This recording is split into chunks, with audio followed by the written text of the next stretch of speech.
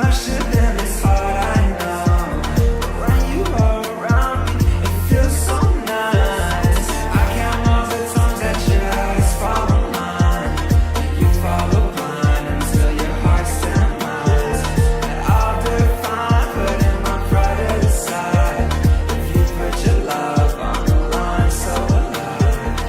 Doubting us is one thing, leaving us is two things. You didn't have time for us to start, oh no. And every beginning seems to come to an end. One time I try, it falls apart again. One time is all I get now. Days I know you're not what I wish for now. You're something out of a fantasy, escape to mine. And I don't want to fall in love, but I'll be fine. Maybe it was one thing, maybe it was two things. Maybe it's in the way that you look at me. 'Cause I spent my whole weekend figuring that you're meant to, and I don't wanna be there to hurt no more. And I count all the times that your eyes follow mine, and you follow blind until your heart's demise. And I'll define putting my pride aside if you put your love on the line so alive.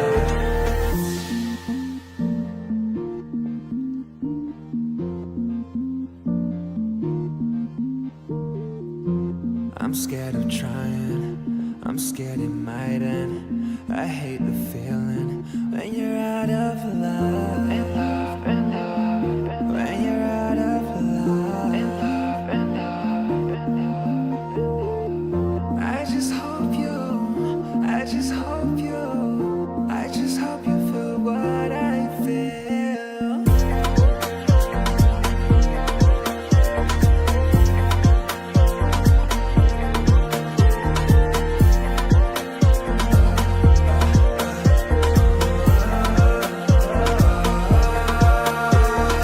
I count all the times that your eyes follow mine, that your eyes follow blind until your heart's demise. I'll define putting my pride aside if you put your love on the line so alive.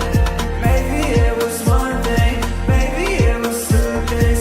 Maybe it's in the way that you look at me. 'Cause I spent my whole weekend figuring that you're meant to, and I don't wanna be there to hurt no more.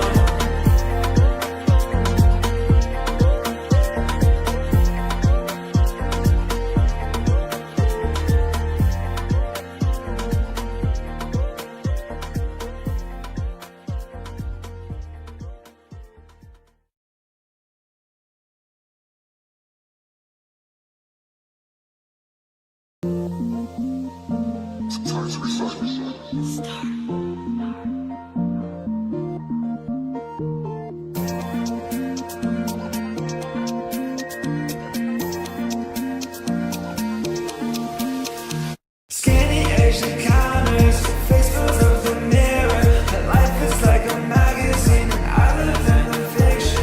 And you compare so much to them, it's hard, I know. But when you are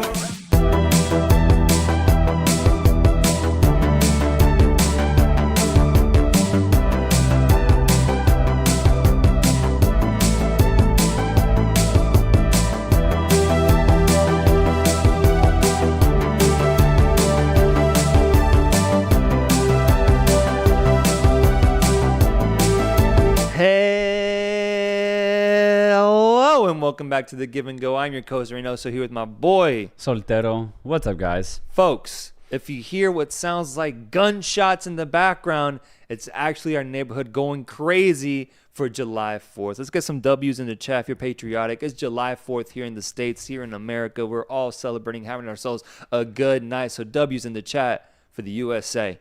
Right? Let's celebrate the USA today. It's America's birthday. America's birthday. Let's celebrate. So you hear any sort of gunshots, it's actually just fireworks going crazy in the background. Folks, we had a crazy game.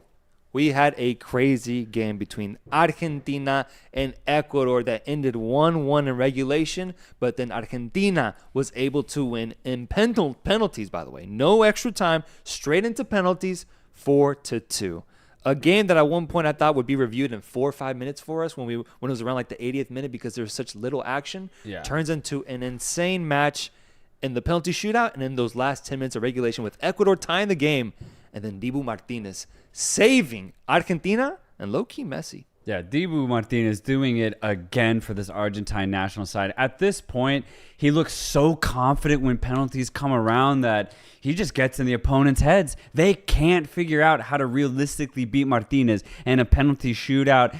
Ecuador ultimately become Martinez's, I'm not even going to finish that sentence because I got to be careful there. He hypnotizes those players. He has to be the best goalkeeper regarding penalties right now in the world. And that's the thing. And it just wasn't going to look good for Ecuador. Also, in Valencia, mid-game, also missed a penalty. The Martinez magic happened in regulation as well.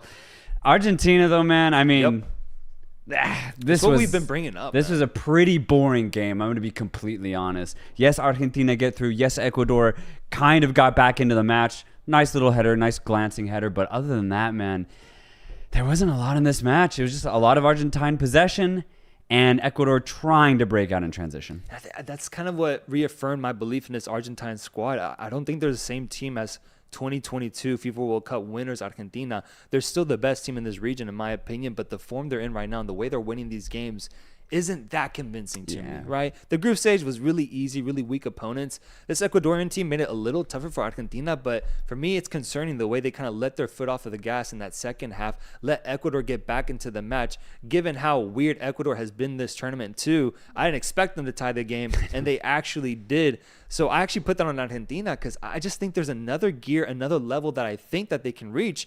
But after this game, I don't know if they can actually get there, bro, because these results, they're getting the results, and I'll give them credit for that. They're getting them. Their defense has been really good, but they're cutting it really close, bro, really close. And it has to give at some point. When you look at other teams like Uruguay and Colombia and the way they're playing, it's just so much more confident right now. And I think honestly makes them look like better contenders in the tournament at this moment. Yeah, Enzo Fernandez was horrible today. He was horrible. Absolute trash in the midfield. Couldn't complete a forward pass. Was poor in front of goal. He was terrible today. And then Messi's, remember he got injured in that second match, and he just doesn't look comfortable out there, and I think that's a big miss for Argentina. Nico Gonzalez isn't really a part of this offense. He works very hard, but there's no fluidity when the ball really goes out to him.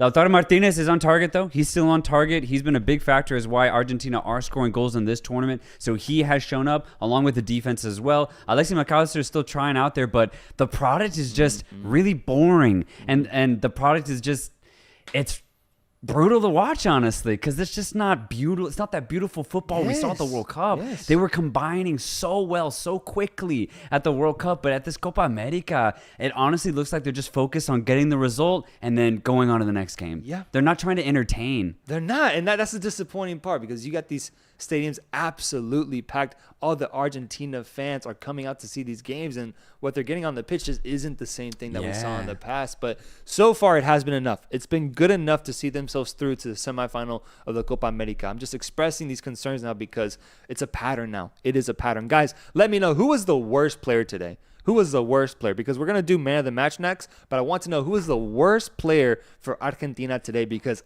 I think Enzo Fernandez might deserve a shout there, bro. He was awful. Enzo, bro. There was a segment or sequence throughout the first half where he just missed like 4 or 5 passes in a row. I can't handle that. I can't. It was so much, and the Ecuador weren't doing anything with the mistakes either. They would lose the ball too. So yeah, no, just give me Enzo Fernandez as worst player on the pitch. Looks like the chat agrees. And moving on to Ecuador, this is also really interesting because Argentina basically gave them the opportunity to get back into this match, and if it wasn't for an additional time, game-tying goal, Ecuador looked like they were going to be unable to get back into this game, honestly. Like, the way they generate their offense to me isn't very convincing. No. They spend a lot of time on the ground. So do the Argentines, too. I don't think anybody, these South Americans, bro, love spending time on the ground. Oh, my God. The play acting in this game, the play acting against Mexico, and for Ecuador, and honestly Argentina today too, just made this game again very difficult to watch. But very difficult. Ecuador was gifted an opportunity by the footballing gods with a penalty that I think shouldn't have deserved to have been called, with Rodrigo de Paul getting called for a handball. Yes, it technically hit his hand, but he was trying to pull it back in. It was in a really awkward spot. I didn't think it should have been called, but regardless, it did. And I guess ball don't lie because Ener Valencia misses a penalty to tie the game there. And what a big moment for Valencia, for Ecuador too. It would have tied the game. And we saw how Argentina responded to getting equalized later in the game. If they had scored that, maybe Ecuador could have gone on to win it because they finished the match very, very strong. It was just so late into the game. But yeah, a really bad miss from Valencia. The moment was too big. We've seen it before at this tournament. So it's just not, it's not surprising unless you're like a really big name player not really showing up. But I think that's why Colombia and Uruguay look so dangerous because they actually have shown up to this tournament. Yeah, whereas like Ecuador, they just did not show up ultimately. And I know they got a draw here. I think that says more about Argentina, but for me, Ecuador disappointed me this tournament. Low-key similar vibes to the USA, the way that I thought the USA would perform in this tournament. I have like the same sentiment towards Ecuador because I had so much hope for Ecuador to really show that they can be a dynamic team in midfield, that they can be deadly in offense, but Ecuador were really poor this tournament all around. They fight very well, I'll give them that, but it's because of their defense. You know, Pacho, Torres, and Hincapié were fantastic. Preciado too. The whole backline. You know, and another thing is they definitely were missing Estupiñán, 100%, because it's not even Hincapié's fault, but he can't go forward on the left back position. He's useless out there. Defensively, he's perfect. So just imagine if Estupiñán was able to be out there, you'd have Preciado and Estupiñán bombing down those wings, and Ecuador, I think, would be a lot more dangerous, but that, they don't have a good striker. Valencia, I think, is too old now. We saw how unclinical Jordi Caicedo is, bro. He could have won this game. He should have won this game. There's a lot of problems with this Ecuadorian side, and I'm disappointed because this was the opportunity for Ecuador to really go up against these bigger teams. They couldn't do it. They couldn't do it, man. They couldn't do it, and it even starts with them getting that game-tying goal. Jordi Caicedo almost getting that second goal in the extra time. Couldn't do it. Goes to penalties, and then they're also gifted a rare moment with Messi missing a Panenka penalty, bro. Oh, my God, yes. That was golden. We saw the images of an Ecuadorian fan. I know you guys saw him in the broadcast.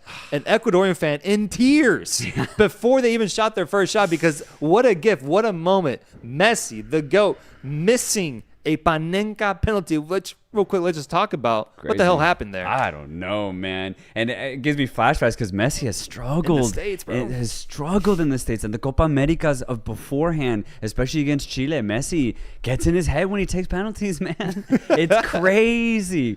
He's so good in every other department, but big-time penalties for Argentina, Messi misses. I guess, dude. I don't know if it's a question of his injury coming to play, the pitch maybe. I don't know. Maybe that pitch, but it was a miss, and Ecuador was gifted the opportunity to take the lead in penalties, but it's Dibu Martinez. It's Dibu Martinez who steps up, saves two incredible penalties. That second save he got has to be one of the best penalty saves I've seen, with just one arm up, showing the strength that he has, and just the way, the confidence that he has. And he almost had a third save that he just let go over his knee, but he was incredible. And Dibu ultimately defined this penalty shootout, and the rest of the Argentines finished the game off. So Argentina goes through. But, guys, I want you guys to grade this performance on the A, B, C scale. What was this performance? Was it an F? Was it a D? C+, C-? I got this at a C- probably, bro, for what Argentina ultimately put themselves through. They could have been eliminated today, man. They could have been eliminated. It is crazy. Yeah, this was just not a good game. I'll join you there. I mean, for Argentina going forward, I'm really curious to see how they respond to this. But the thing is, they're just grinding out every single result at this tournament. They might just grind their way to the final. And once they're there, the game will be tight, even if it's against a red-hot Colombia. So this is Argentina, though, and I think this is just how they do things now. They're still that good from an individual perspective, but my God, the performances as a team could be so much better. It's concerning, man. It's concerning. Guys, let's do Super Chats. Let's look at Super Chats. Let's see what the Give and Go folks are saying about today's game. We have David Caferrata saying, lost 10 years of my life. Argentina need improvement. Messi is still injured. Love from Western Sydney, Australia. Hell yeah. Dale Argentina, carajo. I mean, at the end of the day, though, this did give me vibes of like those World Cup matches Argentina saw themselves go through, that drama, going to penalties. At the very least, they had those experiences then, so they can handle an experience like this now. I think going into this penalty shootout, they definitely had the mental advantage for just everything they went through 2 years ago in Qatar. So definitely took a lot of years off of Argentines' lives, years that they already lost at that World Cup in 2022. Daniel Garcia says, bro, the refs are horrible this whole cup. Oh, dude. When they got confused as to whether Yeboah's goal crossed the line, I was like, are you kidding me? Man. That was clearly a goal. The fact that the linesman was like, oh, I don't know. And then the referee had to like talk to him and see if it was a goal. It was so clearly past the line. But yeah, this has just happened so much in this tournament. The refs, one of the worst reffing performances I've seen at a contained tournament. It's awful, man. It's awful. Sir Infinitum says FIFA helped Messi again. I think it was Dibu. Dibu helped Messi today, man. Dibu saved Messi. Yeah. Let's do match previews for tomorrow because we have another Copa America quarterfinal game waiting for us tomorrow. I will not be here to live stream with you guys for that game. I'm going to be at a wedding. But Soltero will be here with his match reaction after the match. For sure. It's Venezuela against Canada. Against Canada. Two teams here that are on really impressive runs so far. Canada being one of only two CONCACAF teams that made it to the quarterfinals. And Venezuela, a team that won all 3 games in their group in the build-up to this quarterfinal matchup. I've said before, I have Venezuela going through. You've said before, you have Venezuela going through. Yeah, and I don't think that's changed. I'm sticking sticking to Venezuela winning this game. I'm just excited for the fact that it'll be a funner game than the one we saw today, man. Just because I know Canada, they're they always have holes to be exposed. And Venezuela, the story that they're on, the fact that they've won every game so far, this game's gonna be a lot of fun, bro. Let's go Venezuela. Looks like the chat has Venezuela at 54%, Canada at 45%. Let's look at a couple super chats we just got here from the folks of the Give and Go. What are you guys saying? We have EC saying, as an Argentino, disappointing performance. De Paul and Enzo need to be benched.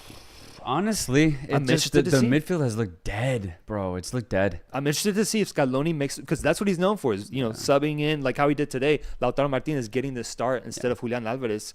I wonder if he's bold enough to bench Enzo and go as far as benching the ball. That'd be interesting. Yeah. I feel like the ball, even in his bad games, he ultimately is okay with his performances for what he provides on the field. Yeah, I'd be cool with keeping the ball. He's still, a very defensive-minded midfielder who'll at least do that job for you. But I'd like to see Lo Celso, maybe Paredes, anybody other than Enzo right now, dude, his form has been so questionable. It's kind of disappointing because I've seen him ball out. I know what he's capable of. We all do. We saw the 22 FIFA World Cup, and he's had good moments with Chelsea too. His technicality on the ball cannot be argued against, but that's what's weird about his performances today. Like, he'd let the ball just go past his feet. It was multiple crazy, times. man. I don't know what that's about. It was really bad for them. Hus Jaber says, Missy, they would have got smoked by Colombia. Hashtag Chimba. I don't know what chimba means. I hope that's not a slur. Jesus Christ. I mean, you gotta be careful with these super chats y'all sending us, but he did miss, bro. He missed. I can't believe it. Now Messi and Ronaldo have both missed penalties in these tournaments this summer. I am begging for Colombia to take this opportunity and get themselves a Copa. This is it? I am begging, bro. This is the time. Argentina will get to the final. And when they do get there, I hope it's Colombia. And I hope Colombia pop off, man. What a way to get a win finally at the Copa for over 20 years. They're red hot right now. And they're just playing beautiful football. Whereas Argentina, they're struggling right now. No, 100%. This is Colombia's golden opportunity. And I could say the same thing for Uruguay. Yeah, Uruguay too. Uruguay's got to be fancying themselves now, looking at the results they got and the fact that Argentina is playing like this. They must be feeling good about themselves in a one-off final. And look, especially considering that we don't have extra time here, bro. What a big factor in these games. I know, man. Play good defense for 90 minutes if you want against Argentina. Push it to penalties and take over then. This is a huge strategy that could play a big role in this tournament now. Dude, so true, because if we say Venezuela beat Canada, they could keep their game tight, very tight against Argentina, and I would trust them to do that. So it's definitely a tactic they should use. They should use it. I think they should. It's now looking at it, I'm like, damn, Mexico maybe could have done something. Maybe could have done something. Go straight to penalties. We have another super chat here. Crazy. We have a super chat from Marco Angeles saying, game on the line, pressure's on, and that Ecuadorian milk dud decides to take a no-look penalty. It's tough. Big fans of you guys. Saludos is at Burbank, California. And they're missing that penalty is brutal, bro. Brutal. Luckily, they got the goal, though. That's the thing. It actually didn't end up mattering ultimately, but yeah, it was a bad pen. He just completely missed it. Damn. Christopher Peña says MLS has done irreparable damage to Messi. Tack. I don't think it's MLS. I just think it's age, man. It's age. It's just father time. It's age, and I think he got a little too confident on that shot. Bro, he shot at Panenka. He got cocky, I think. And I think he just kind of let his foot go through the ball a little bit too much, maybe underhit it, and he just went over the fucking bar, dude. I mean, it's rare, but it happened. Felipe Santana says, do you think after winning the Copa and the World Cup, they're not as hungry before or let it get to their heads? I do think that might be a factor. That's one of the things I previewed as to why Argentina don't really care too much about this tournament. They know they're the best. They know that, they beat France in a final. They've already won 2 major international tournaments in a row. I don't think they'd worry too much if they don't win this one, but they're so good. They know they can still get to a final winning like this. I agree. It's why when we had Deadball TV on here, I think it's why we argued against the idea that Argentina had a lot of pressure in this tournament because they definitely have that aspect of already having so much silverware. Like, they're good if ultimately they don't get it. I still think they want it, but they still want it. They're gonna get to that final pretty easily now with the path that they have. Yeah, which is what Daniel Garcia says. What an easy path for Argentina to the final. Low key, high key, bro. The high key. This one's been obvious since before. Yeah, obvious since before. OG Queen says Sanchez out and never want to see Ennard play again. Well, by this weekend, probably got tickets for semifinal. Support Argentina now. But yeah, what's up, guys? So he's an Ecuador fan. He wants Felix Sanchez out and Ener Valencia out from the national team. I do think this is one of his last games or tournaments. But Felix Sanchez, I'm curious to see should he remain with Ecuador? Let me know in the chat if you're an Ecuadorian fan. Should Felix Sanchez remain with you guys after getting kicked out of this tournament and playing the type of football that we saw in this past 2 weeks? Yeah, I wonder what they're gonna do. I'd be cool if he stayed. He did ultimately change his tactics tonight. The biggest thing was they were losing the midfield defensively, so he put in Grueso tonight. I thought that was the right move, and it worked because Argentina, they couldn't really build like they usually do. But I just don't know if Ecuador's lackluster play was because of him. I just think the players are a little off offensively this tournament. Yeboah finally showed up in this match. He was average in the group stage. So if you had Yeboah really pop off this entire tournament, and maybe Kendry Paez too, then I think you see a different Ecuador. I still think they have a lot of potential to unlock. But yeah, I think maybe they need a coach to unlock it for them, or maybe they just need to be in better form. I'm not sure which one it is. I'm interested, especially because they're not doing that bad in that World bad. Cup qualifying right now. Yeah. I wonder if they can almost excuse this performance. I wonder. I'm kind of in the middle with it. I don't know. I don't think he's one of those coaches that needs to be out and out fired. I don't think he's been like that.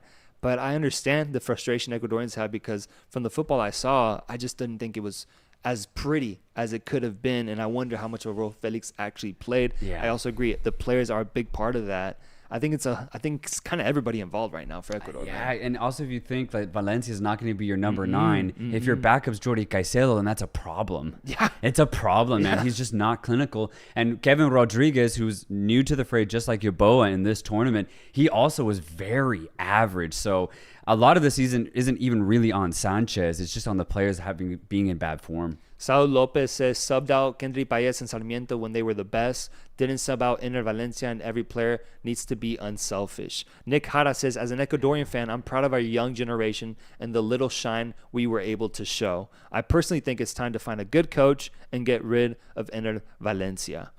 I wonder what effect getting rid of Felix Sanchez, saying goodbye to the Ener Valencia era, and then just playing these young guys like Kendry Paez and everybody that they have in that back, like Incampie, and just putting them as the leaders of this next generation. I wonder what kind of team we would see. I wonder what kind of team we would see from Ecuador.